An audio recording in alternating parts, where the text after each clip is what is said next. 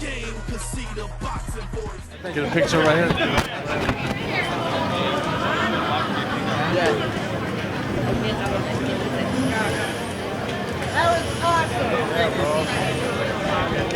So I guess first and foremost, just talk me through this fight. Just explain like how you feel about it. Your first fight with the Garcia family. How do you feel about the experience and just the fight in general? It went pretty good. I've had a game plan for the whole fight. I didn't have just to stick with this and that's it. I had do this and if you see this, do this and then do this, or if this is gonna happen, do this. I had game plan for any occasion. I pretty much had a game plan if a storm came through. So it was great. I worked on a lot of my head movement. I worked on a lot of my defense. My defense was okay. Was mainly my footwork back in the day, and now it's footwork, head movement. Keeping my hands up. I did drop my hands a little bit more. I was real comfortable for this fight, but I had more head movement to make up for that. For me dropping my hands. He did catch me, but everything's learning experience. And I'm more comfortable with Garcia boxing than I ever been. In my 13 years before. Yeah, and when a lot of people that don't know how to look at records, I feel like they could look at this guy and say, oh, he's not good. But he's had a lot of fights, and one thing that you can tell is when you went to the ground, I'm not sure if it was a slip or your knee, he punched you multiple times when you went down. I feel like that's a guy who's had 80 fights might do that sometimes. He's a dirty son of a bitch. So, I'm 19-0, and I've never really fought a dirty fighter until now. But like I said, it's a learning experience, and actually, even when he was throwing those shots, he landed one shot, but I was still moving my head while when my knee was down. So I wasn't hurt or nothing. It was just a slip, and I'm just used to a little bit bigger ring to move around in, and it's just my foot kept going through the ropes, and I kept falling through it. And then so it's just it's a learning experience. I'm not gonna take anything away from it. A veteran fighter is gonna get desperate and try to do anything they can.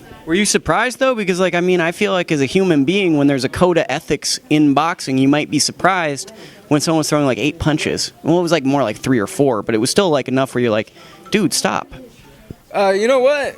Like I said, everybody's out for my head, and and say, they can be losing the fight, but say I tap my knee on the ground and they throw that clean shot because I'm not expecting it.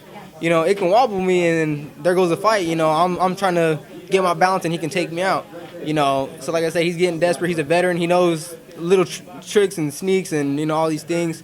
But yeah, some people you would think, oh, he's down. Even if it's a knockdown or a slip, they would stop. But some people just don't really care. It's not always the code of ethics you'd expect in boxing that you get in other sports. It's not tennis. You know what I mean? So it's a fight. It's a fight. Yes, sir.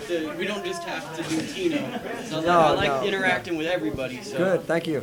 No, we were pretty much very satisfied with what Tino did.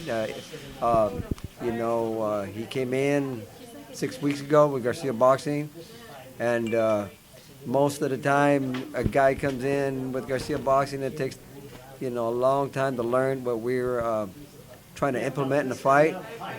Tino worked on it for about 4 or 5 weeks, and then most guys, you're happy if they do 2% of what you tell them. Well, Tino does about 35-40% of what we tell him. So Dean and I and Sam and my wife, we were all, real pleased with how he fought today. A rough guy who has fought Regan Dow, Jojo Diaz recently, and took everybody the distance. And hopefully we're looking forward to our next fight, December 18th at Fantasy Springs, and Tina's going to be that much better yet. Title defense? Yes. Tino, how does that feel to have the word champion next to your name? It feels great, and the thing is once I had that champion under my name, I knew it was time for change, and then I went to, the Garcia boxing family, and they took me in under like I'm a son of their own, and I feel great there. I'm comfortable there, and and the thing is I ended up being ranked number 10 in the world for Ring magazine. So changes are coming, and this is just the beginning of my career. Team Garcia, how do you feel about Tino being a champion? And he's only been with you for one camp, so it seems like the ceiling is very high. The ceiling is limitless for Tino. I mean, we've only had him for this fight, but I've seen most of his fights throughout his career, and I've always known he's a kid that can go. Whatever he puts into boxing, he's going to get out of boxing. There's no ceiling to his talent, so his work ethic is big, and his career is going to be big. Oh yeah. He's like, what am I going to say now? No, we went. My wife and I went to see the fight at Fantasy Springs when he fought Salinas, and we were very happy with what we saw. And he put the guy down, basically stopped him, didn't come out for the 7th round. Tino became a NABF champ, and he decided to look for us, and we're very pleased with what he did tonight. And like Dean says, there's no ceiling what he can do. There's no ceiling. Yeah, it's all up to Tino. It's up to him and his fiance, and he's got a great team behind him. So it's up to him and his fiance how much they want to sacrifice. So it's like Willy Wonka, like the glass ceiling, and then the elevator can explode through No it. ceiling. There's no ceiling for Tino. We're going to the top. We go as far as he wants to go. How much sacrifices is willing to do? How much sacrifices him and his fiance willing to do? That's how far he'll go. Last question. When I talk to the Garcias, everything's family about Tino. He's got a great family, but you've made a big change in your own personal family. How important was it to have your fiance in this camp and for this fight for you? And can you talk and tell the listeners of this video how important that relationship is for you? No, it's real important because, I actually went into this training camp, and she was my girlfriend.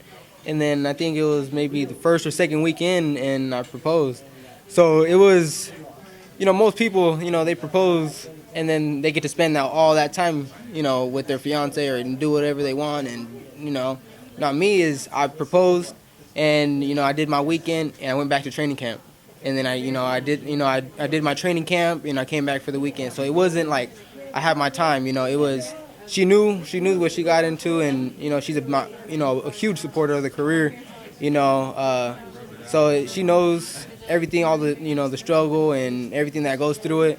So it's it's great. You don't get too many people that would accept that. Get a proposal and then leave. And you don't see them for a week, and then see them for 2 days, and then leave another week. For a month and a half. So it's a big thing, It's not something you even hear, too often. You hear a lot of fighters, I proposed after my fight, but they have all that time off to take. And even after this fight, I'm only taking, about a week off or so. So it's a big thing, It's just big support and everything. So it's a big part of my life now.